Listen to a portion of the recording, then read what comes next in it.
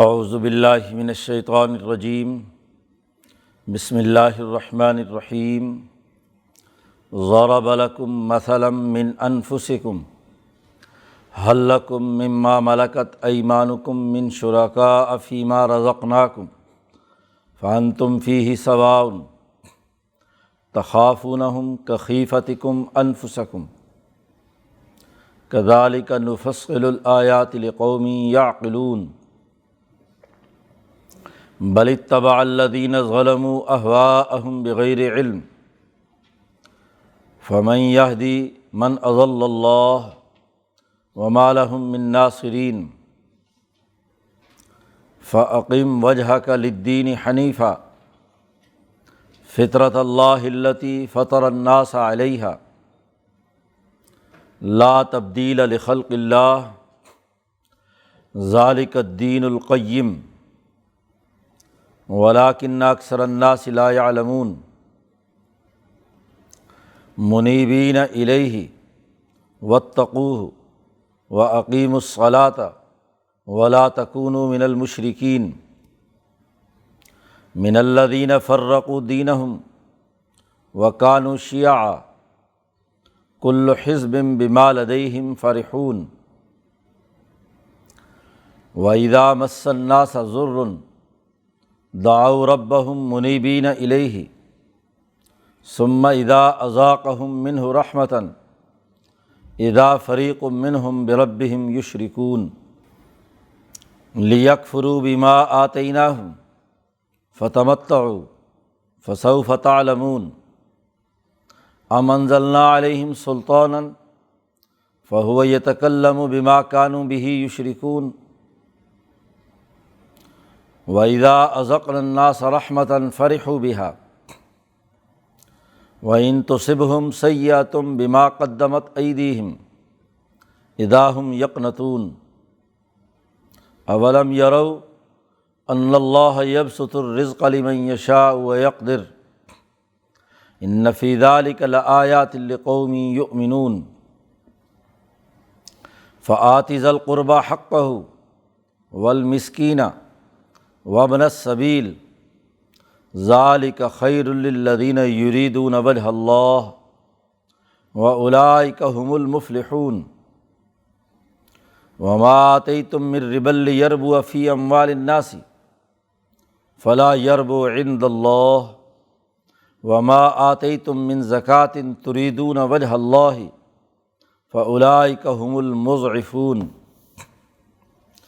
اللہ الذی خلقکم ثم رزقکم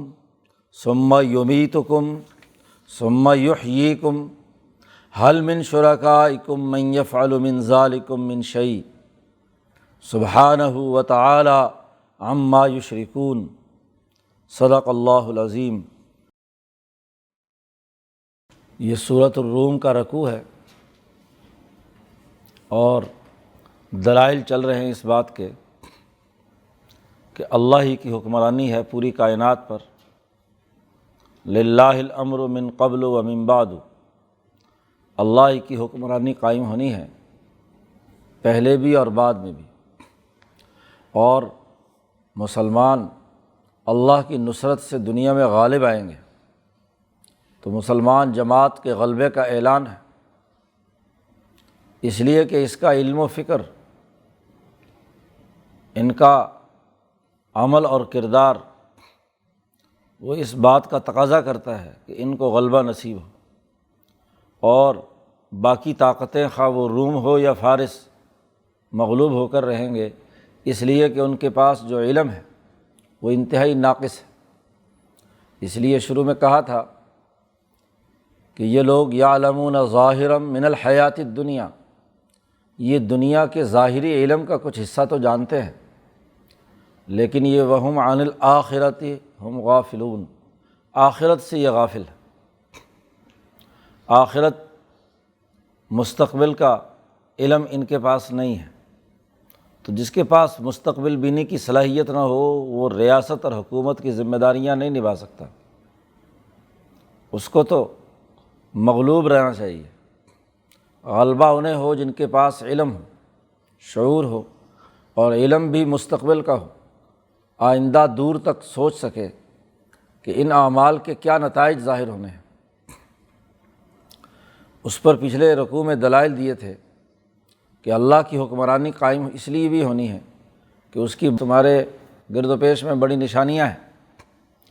تمہیں پیدا کیا، تمہاری بیویوں کو پیدا کیا، تمہارے لیے رات دن بنائے، سونے کے لیے، کام کاج کے لیے، وغیرہ وغیرہ۔ اور پھر آخر میں کہا تھا کہ اللہ ہی ہے جو ابتداءً مخلوق کو جس نے پیدا کیا ہے اور دوبارہ پھر لوٹائے گا، اس لیے کہ وہ العزیز الحکیم ہے، زبردست ہے اور حکمت والا ہے۔ اب یہاں اس رکوع کے شروع میں انہی دلائل میں سے ایک اہم ترین مثال کے ذریعے سے بات سمجھائی جا رہی ہے کہ تم لوگ اللہ کے ساتھ شریک ٹھہراتے ہو، اللہ کے ساتھ ایسی طاقتوں کو شریک ٹھہراتے ہو جو نہ خود کچھ کر سکتے، نہ کسی کے لیے نفع پہنچا سکتے، نہ کسی کو نقصان دے سکتے۔ اب تم ہی دیکھو اپنے سوسائٹی میں مکے کے سرداروں کو مخاطب کر کے کہا جا رہا ہے، اپنی سوسائٹی کے معاملات ہی اگر دیکھو تو اس کی ایک مثال ہم تمہارے سامنے رکھتے ہیں۔ قرآن کہتا ہے ضرب لکم مثلا من انفسکم، ہم تمہارے لیے ایک مثال بیان کرتے ہیں تمہاری اپنی ہی زندگی کے حوالے سے۔ تم اپنی سوسائٹی میں کیا معاملہ کرتے ہو؟ اب یہ مکے والوں کی حالات اور ان کی سوسائٹی کا نقشہ کھینچ رہے ہیں۔ اللہ نے سوال کیا کہ ہل لکم مما ملکت ایمانکم، کیا جن انسانوں کے تم مالک ہو، جن کو تم نے غلام بنا رکھا ہے، کیا اپنے اس غلاموں میں سے کسی ایک غلام کو، من تبعیضیہ ہے، مما ملکت ایمانکم، جن کے تم مالک ہو، جن انسانوں کے، ان میں سے کسی ایک کو تم نے اپنے رزق میں برابر کا شریک ٹھہرا رکھا ہے؟ سوچو، من شرکاء فیما رزقناکم فانتم فیہ سواء، کہ ہم نے جو تمہیں رزق دیا ہے، حکومت ملی ہے، یہ تو ابراہیم اور اسماعیل کی جد و جہد کے نتیجے میں مکے کی جو سیاسی، مذہبی اور معاشی طاقت پیدا ہوئی، اس کے نتیجے میں آج تم بڑے بڑے سرداروں کے پاس، ہاں جی، اس سرداری کے عوض میں بڑے پیسے ہیں، تو ہم نے تمہیں رزق دیا ہے۔ اس رزق میں تم اپنے غلاموں کو اپنے برابر سمجھتے ہو کہ وہ بھی تمہارے ساتھ اسی طرح شریک ہوں جس طرح کہ تم سردار آپس میں کسی کاروبار، کسی معاملے اور کسی شے کی ملکیت میں برابر کے شریک ہوتے ہو؟ تم آپس میں کاروبار کرتے ہو، لین دین کرتے ہو، معاملات کرتے ہو، یا ملکیتیں خریدتے ہو تو 2 4 5 10 مل کر، بلکہ کمپنیاں بنا کر تم برابر کے شریک ہوتے ہو۔ کیا کبھی اپنے ملازموں اور اپنے غلاموں کو اپنی اس ملکیت میں تم نے شریک کیا ہے اور ان کو شریک سمجھ کر، برابر کا انسان سمجھ کر ان کے ساتھ معاملہ کیا کبھی تم نے؟ ہل لکم مما ملکت ایمانکم من شرکاء فیما رزقناکم، جو ہم نے تم کو رزق دیا، اور فانتم فیہ سواء، اور تم پھر اس رزق کے اندر برابر کی حیثیت رکھتے ہو۔ کیا تمہارے معاشرے میں ایسا ہوتا ہے؟ پھر ایک اور اہم بات کہی قرآن نے کہ کیا اپنے غلاموں سے یا اپنے ملازموں سے تم ایسے ہی ڈرتے ہو، تخافونہم کخیفتکم انفسکم، جیسا کہ تم آپس میں ایک دوسرے سے ڈرتے ہو؟ جب 2 4 آدمی کسی مال میں شریک ہوتے ہیں تو تمہیں ڈر لگا رہتا ہے کہ یہ برابر کا بھائی ہے یا برابر کی چوٹ کا ہمارے جیسا ہی سرمایہ دار جاگیردار ہے، تو اگر ہم نے اس کی اجازت کے بغیر کس مال میں کوئی تصرف کر لیا تو یہ ناراض ہوگا، یہ کہے گا میری اجازت کے بغیر کیوں کیا۔ کیونکہ مشترکہ مال میں جو برابر کے حصے دار ہوں تو ہر حصے دار کو دوسرے سے اجازت لے کر کام کرنا پڑتی ہے، اور اگر وہ کر لے تو وہ کہے گا دیکھو جی تم نے میری اجازت کے بغیر کیوں کیا۔ اب چونکہ وہ بھی چودھری ہے، ہاں جی، تو اس لیے تم اس سے ڈرتے ہو۔ تو قرآن نے کہا تخافونہم، کیا تم اپنے غلاموں سے، اپنے ملازموں سے اسی طرح ڈرتے ہو جیسے تم آپس میں ایک دوسرے سے ڈرتے ہو؟ ملکیت کے معاملے میں، تصرف کے معاملے میں، کام کاج کے معاملے میں ملازم کی تو تم عزت نہیں کرتے، اس کو تو حقیر سمجھتے ہو، جی اس کو تو دوسرے کسی انسان کے برابر نہیں سمجھتے، جی آپس میں سرمایہ دار ضرور ایک دوسرے کی رعایت رکھیں گے لیکن کبھی ملازم کی رعایت نہیں رکھتے۔ تو قرآن نے کہا ذرا اس مثال پر غور کرو، اب یہ جو غلام ہیں نہ تم نے پیدا کیے، یہ جو ملازم دوسرا انسان ہے یہ تم نے پیدا کیا ہے، اس کا گھر تم نے بسایا ہے، اس کو کھانے پینے کی ساری چیزیں تم نے دی ہیں، تم تو ایک تنخواہ یا کچھ تھوڑا بہت اس کو دے کر یہ سمجھتے ہو کہ یہ ہمارے ساتھ برابر کا شریک نہیں ہے۔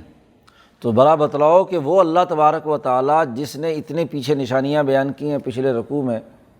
آسمان پیدا کیا، زمین پیدا کی، تمہیں مٹی سے پیدا کیا، تمہاری بیویاں بنائیں تمہارے لیے، ہاں جی رات دن میں سونے اور جاگنے اور ہاں جی معاشیات کمانے کا سارا نظام بنایا، اس کے ساتھ یہ پتھر کے بت شریک ہو جائیں گے؟ یہ غلام، یہ انسان جن کو تم نے غلام بنا رکھا ہے، یہ حالانکہ انسانی بنیادوں پر تو تمہارے برابر کے ہیں، لیکن پتھر کے بت جو بے حس و حرکت ہیں اس کو اللہ کا شریک ٹھہراتے ہو۔ تم تو جیتے جاگتے انسانوں اور ملازموں کو اپنا شریک نہیں ٹھہراتے جی۔ اور جو پتھر کے بت ہیں جی مر چکے ہیں، جو ان کے نام کی تم نے تصویریں اور ان کے بت بنا رکھے ہیں، ان کو اللہ کا شریک ٹھہراتے ہو۔ یہ کون سی عقل کی بات ہے؟ ذرا عقل سے کام لو۔ تو قرآن نے عقلی مثال سے بات سمجھائی۔ قرآن کہتا ہے کذالک نفصل الآیات لقوم یعقلون، ایسے ہی ہم تفصیل سے اپنی آیات اور اپنی باتیں سمجھاتے ہیں، لیکن یہ سمجھ انہیں کو آئیں گی جس قوم کے اندر عقل ہے، جو عقل سے پیدل ہے، عقل و شعور نہیں۔ اب جیسے اپنے لیے تو سمجھتے ہیں کہ جی بیٹے ہونے چاہیے، اور اگر بیٹی پیدا ہو تو وَإِذَا بُشِّرَ أَحَدُهُمْ، ان کو کوئی خوشخبری سنائی جائے کہ بیٹی پیدا ہوئی ہے تو منہ بگاڑ لیتے ہیں، اور اللہ میاں کے لیے بیٹیاں ثابت کرتے ہیں کہ یہ فرشتے اللہ کی بیٹیاں ہیں۔ تو وہاں بھی قرآن حکیم نے کہا کہ کوئی عقل سے کام لو۔ جس کو اللہ مان رہے ہو کہ اس نے آسمان و زمین پیدا کیا ہے، اول میں تو بیٹے بھی کیا، اس کی اولاد ہی کوئی نہیں ہے، تو اگر کوئی اولاد ثابت بھی بالفرض کرنی ہے تو کم از کم اپنے برابر کے درجے کی بیٹے تو بناؤ۔ تمہارے سے اچھے تو عیسائی رہے کہ جنہوں نے عیسیٰ کو بیٹا بنایا ہے، تم لڑکیوں کو اللہ کی بیٹیاں بناتے ہو۔ اب وہاں یہ مطلب نہیں ہے کہ اللہ کے لیے بیٹا بنانا جائز ہے، ایسے ہی یہاں یہ مطلب نہیں ہے، اس سے جو آیت یہ نکالے کہ جو غلام برابر حیثیت نہیں رکھتے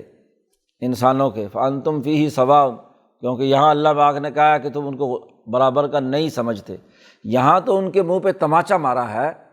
کہ عقل سے کام لو، کہ جو انسان اپنی انسانیت میں تمہارے برابر ہے اس کو تو برابر کا سمجھتے نہیں تم، اور اللہ کے ساتھ ایسی طاقتوں کو شریک ٹھہراتے ہو، ایسے پتھروں اور بتوں کو جو بے جان ہیں، ہاں جی، نہ کوئی نفع پہنچا سکتے نہ نقصان پہنچا سکتے، وہ مکھی تو اڑا نہیں سکتے جی۔ وَإِن يَسْلُبْهُمُ الذُّبَابُ شَيْئًا لَا يَسْتَنقِذُوهُ مِنْهُ، جی اگر کوئی مکھی ان سے کوئی چیز چھین کر لے جائے، ان بتوں کو جو تم مٹھائیاں اور چڑھاوے چڑھاتے تھے تو مٹھائیوں پر مکھیاں بھن بھناتی تھی، اور وہ وہاں ظاہر ہے مٹھائی آئیں گی تو کھائیں گی، تو مٹھائی کے ذرات جو مکھیاں کھا کر چلی گئیں ان کو یہ بت تو اڑا نہیں سکتے، تمہارے لیے کیا کام کریں گے؟ عقل سے کام لو۔ بلکہ اصل بات کیا ہے؟ اصل بات یہ ہے بل اتبع الذین ظلموا اہواءہم، اصل بات یہ ہے کہ یہ ظالم لوگ یہ اپنی خواہشات کی پیروی کرتے ہیں، کہ ادھر خواہش یہ تھی کہ یہ غلام ہمارے ماتحت ہوں اور ہمارے شریک نہ ہوں، ہمارے برابر نہ ہوں، اور ادھر خواہش یہ ہے کہ اللہ کے لیے ان پتھروں اور بتوں کو اللہ کا شریک ٹھہرائیں۔ تو خواہش کی بات ہوئی نا، اس کا کسی علمی منہج یا کسی عقلی تقاضے کے ساتھ کوئی تعلق نہیں ہے۔ یہ تو کیا ہے، اہواءہم، یہ تو ان کی خواہش ہے۔ خواہش وہی ہوتی ہے جس کی کوئی بنیاد نہ ہو، جس کے پیچھے کوئی علمی منطق نہ ہو، اس کے پیچھے کوئی عقل کار فرمائی نہ ہو، بس موج مستی کی بات ہے۔ ادھر کی ہاں جی خواہش پیدا ہوئی تو اس پر عمل کر لیا، دوسری خواہش پیدا ہوئی تو ادھر عمل کر لیا، اس کے اعمال میں، اس کے افکار میں، اس کے کام کاج میں کوئی ربط اور تعلق نہیں ہوتا۔ اس لیے قرآن نے کہا کہ یہ ظالم لوگ اپنے خواہشات کی پیروی کرتے ہیں بغیر علم، علم نہیں ہے ان کے پاس، بغیر علم کے، کیونکہ علم تو باقاعدہ ٹھوس دلائل، سبب و مسبب، علت و معلول کے ایک پورے نظام اور عقلی تقاضوں کے مطابق وجود میں آتا ہے، تو بغیر علم کے یہ خواہشات کی پیروی کرتے ہیں۔ اور اب پھر بات یہ ہے کہ جو بغیر علم کے خواہش پرست ہو اس کو اللہ تعالیٰ ہدایت کیسے دے گا؟ جی، اللہ تعالیٰ نے جسے اپنے علم سے استفادہ کرنے، عقل اور شعور استعمال کرنے سے جو رک گیا، اللہ نے اس کی وجہ سے اسے گمراہ کر دیا، تو اسے کون ہدایت دے گا؟ فمن یہدی من اضل اللہ وما لہم من ناصرین، ان کا کوئی مددگار نہیں ہے۔ اب دیکھیے شروع صورت میں ایک دعویٰ کیا، الف لام میم غلبت الروم فی ادنی الارض، اور اس کے بعد کہا کہ یہ مغلوب ہوں گے اور مسلمان غالب ہوں گے، وَيَوْمَئِذٍ يَفْرَحُ الْمُؤْمِنُونَ بِنَصْرِ اللّہ، اللہ کی مدد سے مسلمان اس دن خوش ہوں گے۔ للہ الامر من قبل ومن بعد، اللہ کی حکمرانی قائم ہوگی۔ ان پر کیوں غالب ہوں گے؟ اس کی دلیل شروع میں بیان کی تھی کہ یہ دنیا کا ظاہری علم رکھتے ہیں، ظاہری خواہشات کے پیچھے ہے، یعلمون ظاہرا من الحیات الدنیا، اور یہ اصل علم سے، مستقبل کے علم سے کیا ہے؟ غافل ہے۔ اب اس کے دلائل دیے ہیں کہ کیسے غافل ہیں، اور اس کو یہاں آ کر ختم کر دیا اس آیت تک کہ یہ اپنے خواہشات کی پیروی کر رہے ہیں، علم کوئی نہیں ہے، اور جو علمی دلائل تھے وہ پیچھے 2-3 رکوعوں میں بیان کر دیے، یہاں ایک حصہ دلائل کا مکمل ہو گیا۔ اب یہاں سے آگے اس صورت میں یہ بات واضح کی جا رہی ہے کہ یہ جماعت، اس کو غالب آنا ہے، تو غالب آ کر کام کیا کرنے ہیں، کیا ذمہ داریاں اس کی، اور اصل علمی منہج ہے کیا؟ اللہ پر ایمان لانے کے نتیجے میں جس اللہ کی نشانیاں اور اللہ کی طاقت اور قوت کا اظہار پچھلے 2 رکوعوں میں کیا گیا ہے، اس اللہ پر ایمان لانے کے نتیجے میں جب یہ جماعت غالب آئے گی تو غالب آنے کے بعد کرے گی کیا؟ بلکہ جب خلافت ظاہرہ حاصل ہوگی اس وقت بھی کیا کرنا ہے، اور اس سے پہلے آج خلافت باطنہ کے زمانے میں مکہ مکرمہ میں رہتے ہوئے اس جماعت کو کس ڈسپلن پر اپنی تیاری کرنی ہے، تاکہ جب غلبہ حقیقی حاصل ہو، ظاہری غلبہ حاصل ہو، تو انہی اصولوں پر انسانی معاشرے کو استوار کیا جائے۔ تو قرآن نے یہاں سے اگلی بات شروع کی ہے، نمبر 1 پہلا حکم دیا ہے، اس جماعت کی پہلی ذمہ داری ہے کہ فَأَقِمْ وَجْهَكَ لِلدِّينِ حنیفا، اٹھ کھڑے ہوئیے، اپنے چہرے کو اللہ کی طرف قائم کر لیجئے، لِلدِّينِ حنیفا، اللہ کے دین کی طرف یکسو ہو کر آپ اٹھ کھڑے ہوں۔ یہاں اقیم کہا ہے، استقامت کے ساتھ، پوری طاقت اور قوت کے ساتھ ایک مقصد کے لیے کھڑے ہو جانا، اس کاز کو لے کر آگے بڑھنا، اور اپنی تمام تر توجہات، وجہ کا کہا، نبی اکرم صلی اللہ علیہ وسلم کو براہ راست حکم دیا۔ اصل بات یہ ہے کہ یہاں حضور کو مخاطب کیا ہے، اس لیے کہ آپ صلی اللہ علیہ وسلم جو انسان کامل ہیں، آپ اپنی تمام تر قوتوں کو صرف اور صرف ایک نقطے پر مرتکز کرنے کی اعلیٰ درجے کی صلاحیت صرف آپ ہی رکھتے ہیں۔ باقی لوگ جو ہیں ان کی توجہ بٹ جاتی ہے ادھر ادھر، جی کبھی ایک کر لیا، کبھی دوسرا کر لیا، یا ایک حد تک توجہ ہوتی ہے، لیکن اعلیٰ نمونے کا جو معیاری عمل ہے جس میں دین حنیفی کو قائم کرنے کے لیے اپنی تمام تر قوتوں کو ایک نقطے پر مرتکز کرنے کا معاملہ ہے، یہ نبی اکرم صلی اللہ علیہ وسلم ہی کی اعلیٰ درجے کی صلاحیت ہے۔ اس لیے خاص طور پر آپ کو حکم دیا کہ فَأَقِمْ وَجْهَكَ، اے محمد صلی اللہ علیہ وسلم اپنا رخ سیدھا رکھیے اس دین کے لیے جو حنیف ہے، یکسو ہے، حنیفہ۔ حنیف کسے کہتے ہیں؟ کہ ادھر ادھر کے خیالات، انتشار فکر اور انتشار عمل سے نکل کر ایک فکر، ایک نظریے، ایک بات پر متفق ہو جائے، یکسو ہو جائے۔ تو یہ جو دین ہے اللہ نے نظام دیا ہے، اس نظام کو قائم کرنے کے لیے یکسو ہو جائیے، ادھر ادھر کے خیالات اور ادھر ادھر کے تصورات نہ پائے جائیں۔ اور جب نبی اکرم صلی اللہ علیہ وسلم جس معیار پر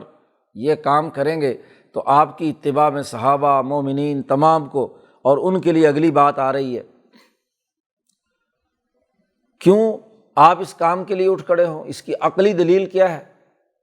کیوں یہ ضروری ہے؟ بلکہ ہر مسلمان، بلکہ ہر انسان کو اس دین حنیفی کے لیے اٹھ کھڑا ہونا کیوں ضروری ہے؟ اس لیے کہ فطرت اللہ التی فطر الناس علیہا، اللہ نے انسانوں کو جس فطرت پر پیدا کیا ہے وہ یہی ہے۔ جب بھی انسان کی تخلیق ہوئی ہے تو اللہ نے اسے حنیف پیدا کیا ہے۔ نبی اکرم صلی اللہ علیہ وسلم نے فرمایا کہ جب بچہ پیدا ہوتا ہے تو وہ حنیف ہوتا ہے، یکسو ہوتا ہے، کیونکہ اس کی روح کے ساتھ جو نقطہ نورانی آیا ہے وہ توحید کا اور اللہ کے ساتھ تعلق اس کی فطرت میں داخل ہے۔ دوسری حدیث میں فرمایا کہ کل مولود یولد علی الفطرہ، ہر بچہ پیدا ہوتا ہے فطرت اسلام پر، اس کے والدین، اس کا ماحول اس کو یہودی، عیسائی، نصرانی، مجوسی بنا دیتے ہیں۔ تو حنیفیت کا دین قائم کرنا تمہارے لیے اس لیے ضروری ہے کہ یہ فطرت انسانی ہے، انسان کی بقا، اس کا قیام اس میں ہے کہ وہ حنیف ہو۔ فطرت اس جبلت کو کہتے ہیں جس جبلت پر کوئی چیز پیدا کی گئی ہے۔ ہر چیز کی ایک فطرت ہوتی ہے، ہر مرکب ہو یا مفرد کچھ بنیادی حقیقتوں، بنیادی تاثیرات اور بنیادی افعال کا مالک ہوتا ہے۔ آکسیجن کی ایک فطرت ہے کہ وہ ایک خاص قسم کا ایسا عنصر ہے جو خاص قسم کی تاثیرات اور افعال کرتا ہے، تو وہ اس کی فطرت ہے۔ اسی طرح جب انسان پیدا کیا ہے تو انسان کی بھی ایک فطرت ہے، انسان کی جو بنیادی کیمسٹری ہے، اس کی بنیادی جبلت ہے، وہ حنیفی ہے کہ دین حنیفی کو قائم کرنے کے لیے وہ کردار ادا کرے، یہ اس کی فطرت کا حصہ ہے۔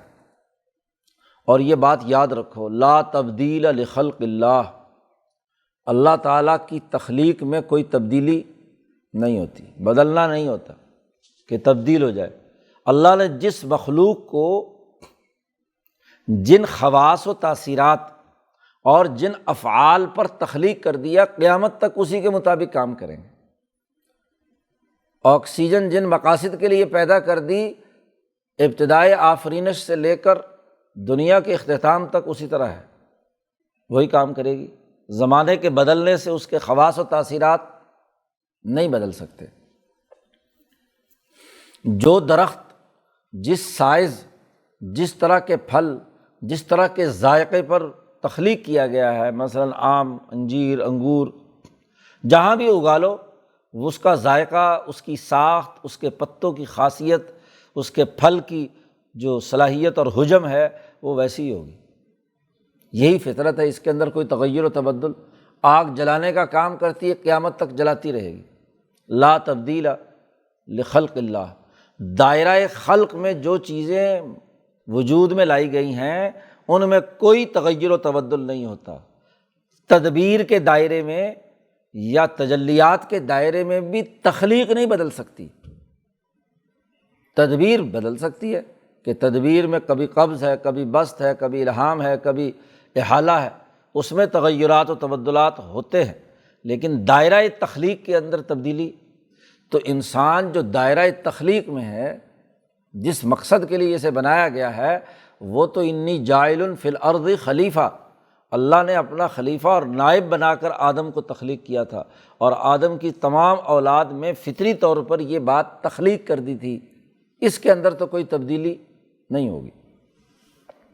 اور جب تبدیلی نہیں ہوگی تو یہ تبدیلی نہ ہونا اور اس اللہ کی طرف اس کے حنیف ہونے کا جو دینی نظام ہے یہ ہونا، یہ اس کی فطرت کا حصہ ہے۔ اس لیے اے محمد صلی اللہ علیہ وسلم اس دین کو قائم کرنے کے لیے اٹھ کھڑے ہوں، کیونکہ ذالک الدین القیم، یہی سیدھا دین ہے، یہی سیدھا سسٹم ہے، درست نظام ہے۔ تو اب اس درست نظام کو دنیا میں غلبے کی طاقت سے قائم کیجیے، کیونکہ قیام بغیر اتھارٹی کے نہیں ہوتا۔ ایک ہے واز کہنا، واز کا مطلب تو یہ ہے کہ جو جی چاہے مانے، جو جی چاہے نہ مانے۔ تو اس صورت میں چونکہ یہ خلافت کے نظام کے قیام اور غلبے کی صورت ہے، تو اس لیے یہاں کہا جا رہا ہے آپ اپنی اتھارٹی قائم پیدا کیجئے، ایسی جماعت بنائیے مضبوط، اور پھر اس کے بعد اس کے ذریعے سے ایک ایسا سسٹم قائم کیجئے جو انسانی فطرت کا ہے، دین حنیف۔ تو دین حنیفی کے سسٹم کو قائم کرنے کے لیے کردار ادا کیجیے۔ باقی رہی یہ بات کہ لوگ نہیں مانتے تو چھوڑ دیجیے، وَلَٰكِنَّ أَكْثَرَ النَّاسِ لَا يَعْلَمُونَ، لوگوں کی اکثریت علم نہیں رکھتی، تو جاہلوں کے پیچھے چلنا ہے، جو علم نہیں رکھتے، جو بے شعور ہیں، جن کا علم ناقص اور ادھورا ہے۔ نہیں، آپ صحیح اور سچے علم پر اپنا دینی نظام قائم کرنے کے لیے اٹھ کھڑے ہوں، اور جاہلوں سے مقابلہ کرنا پڑے جو علم نہیں رکھتے تو کوئی پرواہ نہیں، مقابلہ کیجیے۔ منیبین الیہ واتقوہ، یہ جو سچے لوگ ہیں، جو اللہ کی طرف رجوع کرنے والے ہیں۔ اب پہلے حضور صلی اللہ علیہ وسلم کو دین قائم کرنے کا حکم دیا، اپنی تمام تر توجہات ادھر مرکوز کرنے کا حکم دیا۔ اس کے بعد اس جماعت کا تذکرہ ہے جو نبی اکرم صلی اللہ علیہ وسلم پر ایمان لائی، اور آپ کی صحبت سے اس میں یہ صلاحیت پیدا ہو گئی کہ وہ جہالت سے نکل کر علم کے ایسے میدان میں آ گئے کہ جہاں وہ اللہ کی طرف رجوع کرنے والے ہیں۔ منیبین الیہ، سب کے سب لوگ جو رجوع کر کے اللہ کی طرف متوجہ ہونے والے ہیں۔ انابت الی اللہ، دین قائم کرنے کے لیے پہلی شرط کہ وہ مومن جو دین غالب کرنا چاہتا ہے وہ اللہ کی طرف متوجہ ہو۔ انابت الی اللہ، اللہ کی طرف رخ کر لینا، گویا کہ وہ صفت احسان کا مالک ہو، قلب اس کا اللہ کی طرف متوجہ ہو۔ نمبر 2، واتقوہ، اور وہ اسی سے ڈریں، تقوی اختیار کریں، یعنی صحیح اور غلط میں تمیز پیدا کر کے صحیح کو غالب کرنے، عدل کا نظام قائم کرنے، اللہ کے ڈر سے اور بغیر کسی مالی اور دنیاوی مفاد کے، صرف اور صرف اللہ کے ڈر سے وہ نظام قائم کرنے کے لیے اٹھ کھڑے ہوں۔ پہلا یہ کہ انابت الی اللہ، سب سے پہلی بات تو حضور کے لیے آ گئی، حضور کی جماعت کے لیے بھی، کہ اقامت دین کرنی ہے۔ نمبر 2، یہ اقامت دین ہوگا کیسے کہ منیبین الیہ، اس میں انابت الی اللہ ہو، اور نمبر 3، اس کے اندر تقوی ہو، متقی جماعت بنے، اور نمبر 4، وَأَقِیمُوا الصَّلَاةَ، نماز قائم کریں، کیونکہ انابت الی اللہ اور تقوی کی جو عملی شکل ہے وہ نماز ہے۔ نماز ہی میں صحیح طریقے سے اللہ کی طرف انسان متوجہ ہوتا ہے، اور ڈسپلن اور نظم و ضبط جماعت کے ساتھ نماز قائم کرنے کا عمل تقوی پیدا کرتا ہے، جماعتی طاقت پیدا کرتا ہے، جماعتی طاقت کا رعب دشمن پر پیدا کرتا ہے جب جماعت کے ساتھ نماز ادا کی جاتی ہے۔ نمبر 4، وَلَا تَكُونُوا مِنَ الْمُشْرِكِينَ، مشرکین میں سے مت ہو۔ کون مشرک؟ کہ من الذین فرقوا دینہم، جنہوں نے اپنے دین کے اندر تفریق پیدا کر دی، جو فرقہ واریت پھیلا رہے ہیں۔ دین ابراہیمی کو ماننے کے دعوے دار ہیں یہ مکے کے مشرک، کہ ابراہیم اور اسماعیل کا دین ہے، لیکن ابراہیم اور اسماعیل کے اصل دین حنیفی سے ہٹ کر انہوں نے فرقے بنا لیے، گروہ بنا لیے، مختلف طبقے بنا لیے، انسانیت کو تقسیم کر دیا، وحدت انسانیت کو پارا پارا کر دیا۔ تو فرقہ واریت سے بچے۔ جو جماعت دین قائم کرنا چاہتی ہے وہ اپنے دین میں تفریق اور فرقہ واریت سے بچے۔ وَلَا تَكُونُوا مِنَ الْمُشْرِكِينَ مِنَ الَّذِينَ فَرَّقُوا دِينَهُمْ وَكَانُوا شِيَعًا، وہ گروہ در گروہ ہو گئے، پارٹیاں بن گئیں، ہر ایک نے اپنے خیال کے مطابق ابراہیم کی بات کی تشریح کر لی، اسماعیل کی بات کی وضاحت کر لی، اور اس پر ایک گروپ بنا کر دوسرے سے لڑنے لگے۔ اب یہ سارے مکے کے لوگ ابراہیم اور اسماعیل کو مانتے ہیں لیکن آپس میں لڑتے بھی ہیں، ہاں جی، 100 سال تک ذرا سی بات کے اوپر ایک نے دوسرے قبیلے کے ہاں اونٹ چرا لیا تو اس پر لڑائی لڑی جا رہی ہے 100 سال تک، ہاں جی، ایک خاندان نے دوسرے سے کوئی لڑائی ہو گئی، بندہ مر گیا تو اس کا بدلہ اس سے لے رہے ہیں، وہ اس سے لے رہے ہیں، ایک دوسرے کے خلاف گروہ بنا کر آپس میں ہی جنگ لڑ رہے ہیں۔ تو جو قوم خود فرقہ واریت کا شکار ہو جائے وہ دنیا میں کیا انقلاب لائے گی، غلبہ دین کی صورت کیا ہوگی؟ اس لیے اس مسلمان جماعت سے کہا کہ من الذین فرقوا دینہم میں سے مت ہو، اور ایسے مت ہو کہ کل حزب بما لدیہم فرحون، کہ ہر پارٹی، ہر گروہ، ہر فرقہ جو کچھ اپنے تصورات اس نے بنا لیے ہیں اس پر خوش ہے اور مگن ہے کہ جی میں نے جو اپنی قوم، اپنی نسل، اپنے خاص قسم کی کسی لڑائی کی بنیاد پر ایک فرقہ بنا لیا، بس وہی حق پر ہے، باقی سارے ناحق پر، مار دو، قتل کر دو۔ غلبے والی جماعت، غلبے کے لیے کام کرنے والی جماعت کو فرقہ واریت سے بالا تر ہونا چاہیے۔ تو 4-5 اصول یہاں بیان کیے ہیں کہ یہ غلبہ دین والی جماعت کے لیے لازمی اور ضروری ہے کہ ایک تو دین حنیفی کو قائم کرے، اللہ کی طرف رجوع کرنے والی ہو، اللہ کے ڈر سے اور بغیر کسی مالی مفاد کے کام کرنے والی ہو، نماز کا نظام قائم کرے، اور فرقہ واریت جو دراصل کسی سوسائٹی کے حصے بکھرے کرنے، بد امنی پھیلانے کا سبب ہوتا ہے، تو اس فرقہ واریت سے بچے۔ یہاں تو اس سچی جماعت کے غلبے کی بات کی ہے اور ان کی ذمہ داری عائد کی ہے کہ وہ دینی نظام قائم کریں۔ اگلی آیات میں پست سوچ رکھنے والے، ناقص علم رکھنے والے اور کمزور انسانوں کی بات بیان کی ہے کہ ان کے رویے کیا ہوتے ہیں۔ ایک ناقص انسان، ایک کمزور اور بزدل انسان جو اقامت دین کو قائم کرنے اور غالب کرنے کی اعلیٰ درجے کی علمی اور عملی صلاحیت نہیں رکھتا، اس کے رویے کیا ہوتے ہیں۔ قرآن حکیم نے اس کا تذکرہ کیا، وَإِذَا مَسَّ النَّاسَ ضُرٌّ، ہاں جی، یہ جو اکثریت علم نہیں رکھتی، ان انسانوں کا معاملہ یہ ہے کہ ان کو اگر کوئی تکلیف پہنچے ضرٌ تو دعوا ربہم منیبین الیہ، تو مصیبت کے وقت میں اللہ کو بڑے گڑ گڑا کر پکاریں گے۔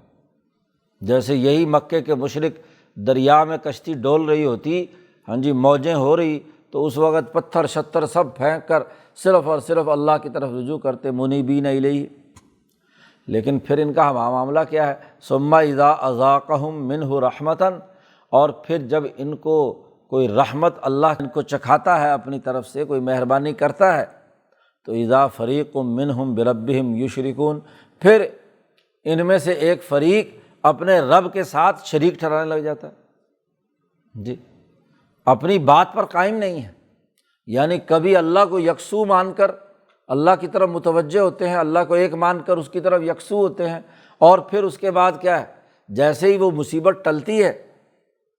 کوئی مال و دولت، کوئی انعام یا کوئی ہاں جی نجات مل جاتی ہے، تو پھر وہی شرک کا کاروبار شروع کر دیتے ہیں۔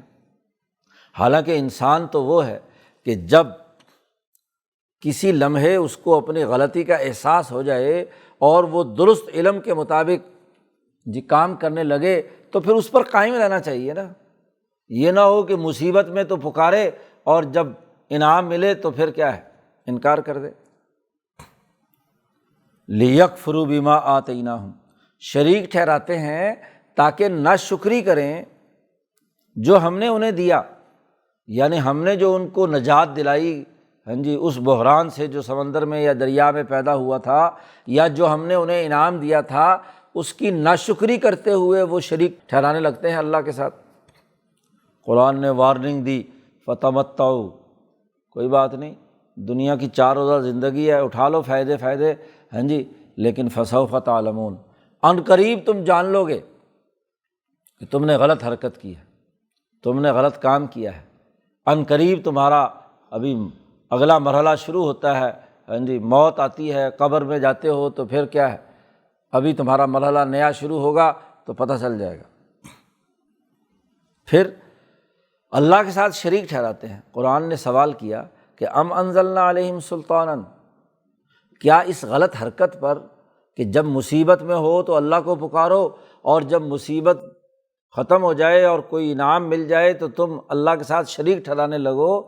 کیا بھلا بتاؤ کیا ان پر کوئی دلیل نازل ہوئی ہے؟ ام انزلنا علیہم سلطانا،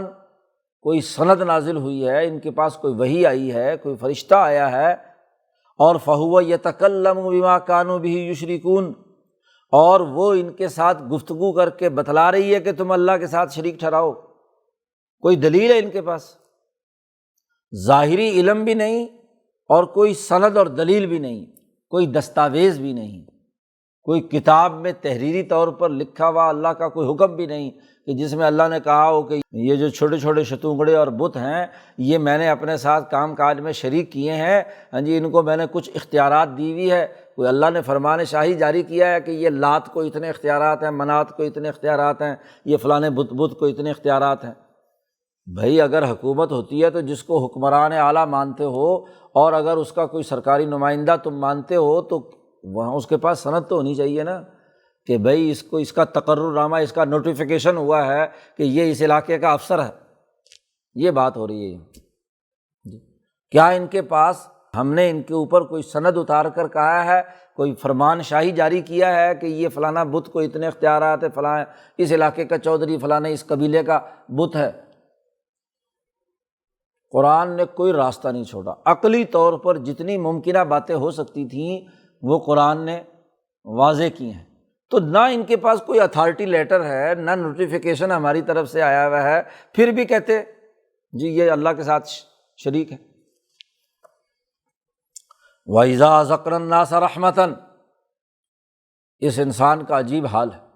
کہ جب ہم اس کو کوئی رحمت سے کوئی چیز اچھی چکھاتے ہیں، مہربانی ان پر ہوتی ہے، ہم انہیں چکھاتے ہیں رحمت، مہربانی، انعام، تو فرحوا بہا، خوب خوش ہوتا ہے۔ ہاں جی 4 پیسے جیب میں آ جائیں تو پھر بندے کی حالت دیکھنے والی ہوتی ہے، فوراً خارش اٹھتی ہے کہ جاؤ جا کر مٹھائی کھا کے آؤ، دودھ پی کے آؤ، فلانا کام کر کے آؤ۔ ہاں جی اذا ذکر الناس رحمتاً فرحوا بہا، بڑے خوش ہوتے ہیں، بلکہ تکبر اور غرور سے ناچنے لگتے ہیں، جشن مناتے ہیں۔ اور حال اس انسان کا یہ ہے کہ وَإِن تُصِبْهُمْ سَيِّئَةٌ بِمَا قَدَّمَتْ أَيْدِيهِمْ، ان کے کسی پہلے کیے ہوئے بد عملی کے نتیجے میں جب ہم ان کے اوپر کوئی مصیبت نازل کرتے ہیں، تُصِبْهُمْ سَيِّئَةٌ، تو پھر اس انسان کی حالت یہ کہ اذا ہم یقنطون، چہرہ اترا ہوا ہوتا ہے، بڑے مایوس ہوتے ہیں۔ ہاں جی چونکہ جیب میں نہ کوئی پیسہ نہ ٹکا، ہاں جی نہ کوئی مال، نہ کچھ، نہ لینا نہ دینا، کاروبار میں تھوڑا سا نقصان ہو جائے تو پھر ان کے چہرے دیکھنے والے ہوتے ہیں، انتہائی مایوس، اذا ہم یقنطون، قنوطیت کا شکار ہو جاتے ہیں، ٹوٹ کر گھر بیٹھ جاتے ہیں۔ اذا ہم یقنطون، اولم یروا، کیا انہوں نے دیکھا نہیں کہ اللہ ہی رزق کو جس کے لیے چاہتا ہے وسیع کرتا ہے اور جس کو چاہتا ہے اندازے سے دیتا ہے۔ بھوکا تو کسی کو نہیں مارتا، یقدر، اندازے سے، ہاں جی کیونکہ زیادہ کھا کھا کے اگر وہ افر گیا ہے، پیٹ کے اندر افارا ہو گیا ہے تو پھر اب اس کے لیے کیا ہے، خوراک تھوڑی سی کیا ہے کم کرنے کی ضرورت پیش آتی ہے۔ تو اس لیے کیا ہے اس کو، تاکہ وہ اپنے حجم کے اندر رہے نا، یہ نہ ہو کہ زیادہ کھا کھا کر ہو تو پھٹ گیا تو پھر ایک ہی دفعہ میں کام خراب ہوگا۔ تو اللہ تعالیٰ جس کو چاہتا ہے اندازے سے رزق دیتا ہے یا وسیع رزق دیتا ہے، خوب۔ تو جب دینے والا اللہ تبارک و تعالیٰ ہے تو یہ مایوسی اور یہ اطراحت اور تکبر، یہ دونوں ہی غلط ہے۔ انسان وہ ہے جو ہر حال میں اپنے اخلاق کو، اپنے اعمال کو، اپنے رویوں کو اعتدال پر رکھے۔ مال زیادہ آ گیا ہے تو اس کے تکبر اور غرور میں مبتلا نہ ہو، اور اگر حالات کے تغیر و تبدل سے دنیا بدلنے والی ہے، دنیا میں تغیر و تبدل ہوتا رہتا ہے، اتار چڑھاؤ ہوتا رہتا ہے، تو اگر ایسے کسی چکر کی وجہ سے کوئی کاروبار مندہ ہو گیا، کوئی حالات کم ہو گئے، تو مایوسی کی کیا بات ہے،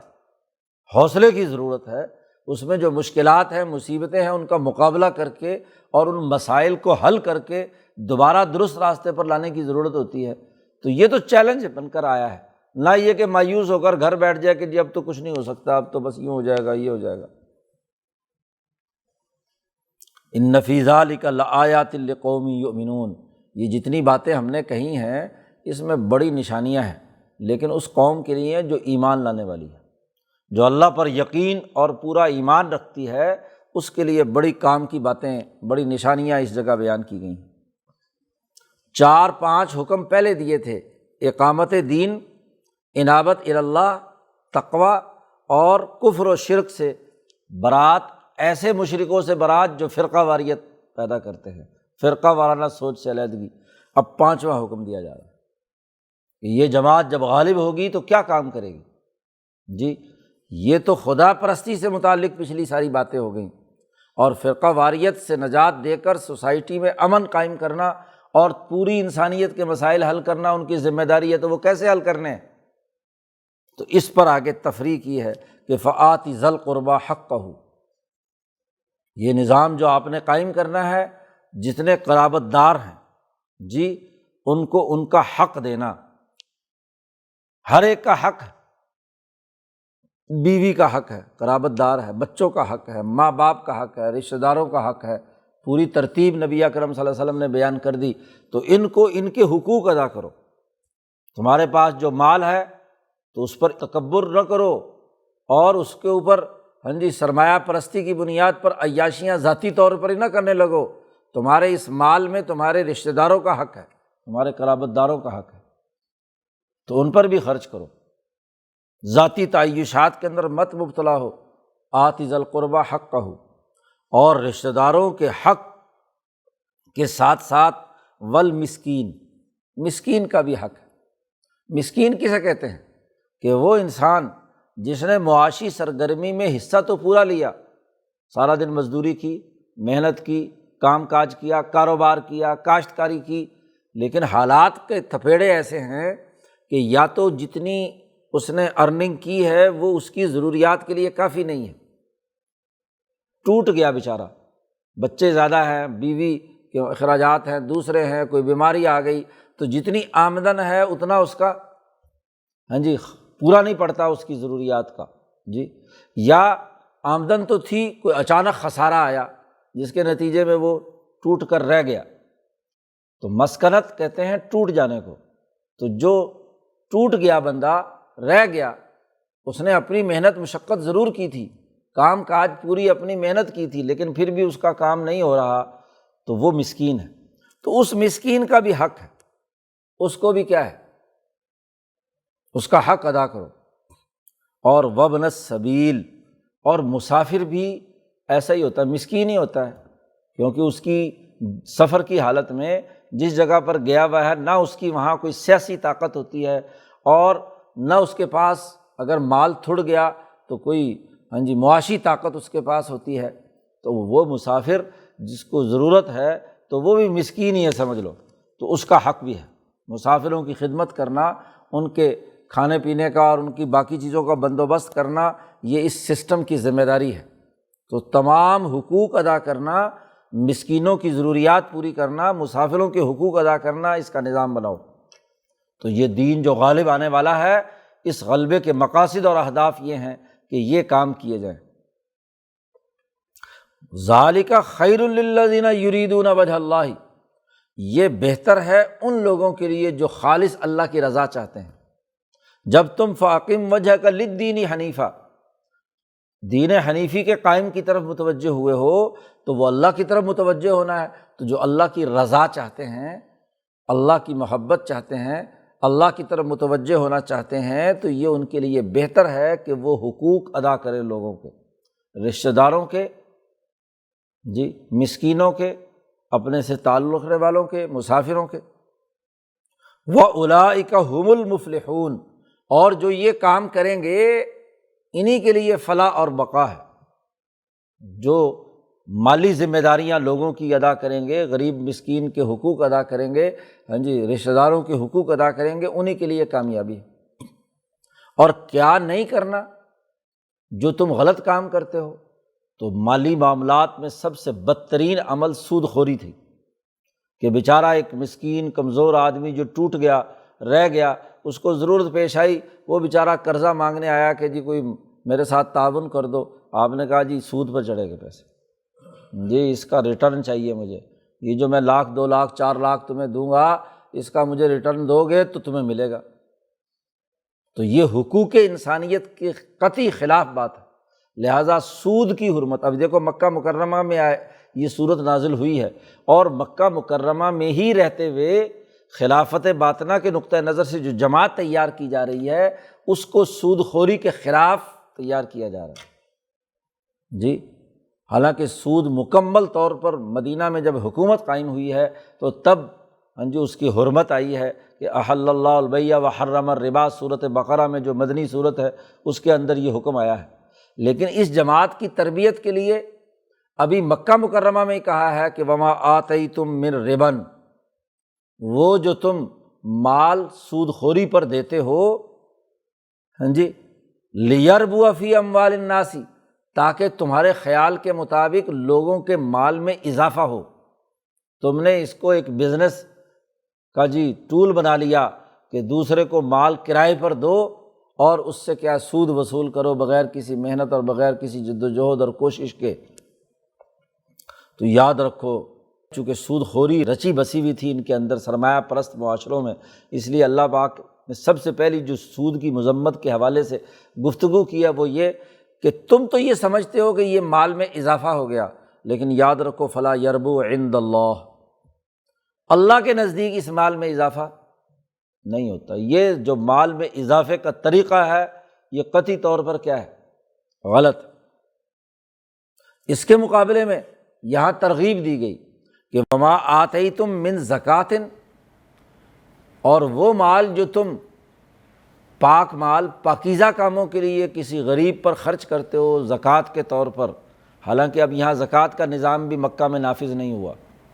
لیکن یہاں بھی زکوٰۃ کا تذکرہ آ گیا، اس کی اہمیت بتلائی گئی ہے کہ جو تم مال زکوٰۃ کے طور پر غریبوں اور مسکینوں میں تقسیم کرتے ہو، اور یہ زکوٰۃ کی تقسیم کے لیے ایک شرط بھی لگا دی کہ زکوٰۃ خرچ کرو تریدون وجہ اللہ، اور خالص اللہ کی رضا کے لیے، صرف احسان جتلانے کے لیے نہیں کہ دوسروں پر جو پیسہ دے دیا غریبوں کو تو ہم نے بڑا احسان جتایا، زکوٰۃ دے رہے ہیں اور پھر احسان جتلاتے ہیں بلکہ بیگار لیتے ہیں۔ تریدون وجہ اللہ، خالص اللہ کی رضا کے لیے کہ اس انسان کی خدمت کرنی ہے، یہ زکوٰۃ جب تم دو گے تو فاولئک ھم المضعفون، ان کے مال کے اندر دگنا تگنا کیا ہے؟ اضافہ ہونا ہے، جو زکوٰۃ دیں گے، جو غریبوں پر خرچ کریں گے۔ پہلے والے میں تو کہا کہ جو سود پر تم چڑھاتے ہو وہ اللہ کے ہاں اضافہ نہیں ہوتا، اور جو زکوٰۃ خرچ کرو گے وہ اللہ کے ہاں کیا ہے؟ اضافہ کا سبب ہے۔ اس لیے حضور صلی اللہ علیہ وسلم نے فرمایا کہ ایک فرشتہ روزانہ فجر کے بعد اعلان کرتا ہے کہ جو لوگ اللہ کے راستے میں خرچ کرتے ہیں اے اللہ ان کو خوب دے جی، اور جو لوگ اللہ کے راستے میں مال خرچ کرنے سے رکے ہوئے ہیں، مٹھی روک رکھی ہے، اللہم اعط ممسکا تلفا، کہ جو ممسک ہے مال کو روکنے والا ہے اس کا مال ضائع کر دے، تلف کر دے۔ اور فرشتہ اعلان کرتا ہے اللہم اعط منفقا، جو لوگوں کے راستے میں خرچ کر رہا ہے اس کو ڈبل ٹربل دے، اس کو اضافہ دے، اس کا مال کے اندر اضافہ کر۔ تو یہاں قرآن حکیم نے مکہ میں ہی اپنی جماعت کی تعلیم و تربیت کے لیے بتلا دیا کہ جو زکوٰۃ خرچ کرے گا اس کا مال دگنا ہوگا، اور جو سود پر چڑھائے گا اس کا مال کم ہوگا۔ اب یہ ساری بات مکمل ہونے کے بعد گویا کہ 4 حکم پہلے دیے تھے، 5واں حکم دیا حقوق کی ادائیگی، رشتہ داروں کی بھی، مسکینوں کی بھی، مسافروں کی بھی، اور 6واں حکم دیا سود خوری کی مذمت پر کہ اضافہ نہیں ہوتا، اور 7واں حکم دیا کہ زکوٰۃ کی ادائیگی سے مال میں اضافہ ہوتا ہے۔ تو یہ جماعت جو غلبہ پائے گی دنیا میں، تو اس جماعت کا بنیادی ہدف یہ ہے اس کی تعلیم و تربیت، مالی حقوق کی ادائیگی، سود خوری سے بچنا، غریبوں مسکینوں یتیموں کے مسائل حل کرنا، انفاق مال، اور اللہ کی طرف رجوع کرنے والی یعنی خدا پرستی اور انسان دوستی۔ مکہ مکرمہ میں اسی اصول پر جماعت تیار کی جا رہی ہے، اور یہی جماعت دنیا میں غالب ہو کر اسی پروگرام کے تحت اپنا عملی نظام قائم کرے گی۔ یہ بات مکمل ہو رہی ہے اور رکوع ختم ہو رہا ہے تو اللہ نے کہا اللہ الذی خلقکم، دوبارہ ذرا ایک دفعہ نظر ڈال لو پچھلی ساری بات پر۔ جی یہ جو ہم نے ساری گفتگو کی ہے اس پر دوبارہ سے ایک نظر ڈال لو۔ اللہ الذی، خلاصہ پچھلی ساری بات کا بیان کر دیا، اللہ وہ ذات ہے جس نے تمہیں پیدا کیا، ثم رزقکم، پھر اس نے تمہیں رزق دیا،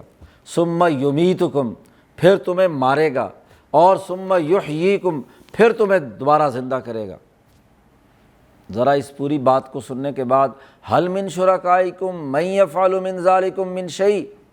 کیا تمہارے شریکوں میں سے کوئی ایسا ہے جو ان 4 کاموں میں سے کوئی کام کیے ہوں اس نے، کسی لات منات، کسی پتھر بت نے، جی جس کو تم اللہ کا شریک ٹھہراتے ہو، اس میں سے کون سا ایسا ہے جس نے تمہیں پیدا کیا ہو، تمہیں رزق دیا ہو، تمہیں موت دی ہو اور تمہیں کیا دوبارہ زندہ کرے گی؟ ان میں سے کوئی کر سکتا ہے؟ سبحانہ، یہ اللہ کی پاک ذات ہے، اور وتعالی عما یشرکون، اور اللہ بہت ہی بلند تر ہے ان باتوں سے، ان شریکوں سے جن کو تم اللہ کا شریک ٹھہراتے ہو، ان سے بالکل بلند تر ہے، پاک ہے، ہاں جی بہت ہی بلند تر ہے۔ تو پورے دلائل بیان کر کے غلبہ دین کے مقاصد اور اہداف بھی متعین کر دیے کہ غلبہ دین قائم کرنا ہے، دین پڑھنا نہیں ہے، قرات نہیں ہے کہ کتابیں پڑھ لو، یہ پڑھ لو، وہ پڑھ لو، قائم کرنا ہے، اور قیام کے لیے، اقامت دین کے لیے ان ذمہ داریوں کو ادا کرنا ہے۔ اللہ تعالیٰ قرآن حکیم کو سمجھنے اور اس پر عمل کرنے کی توفیق عطا فرمائے۔ اللہم صلی اللہ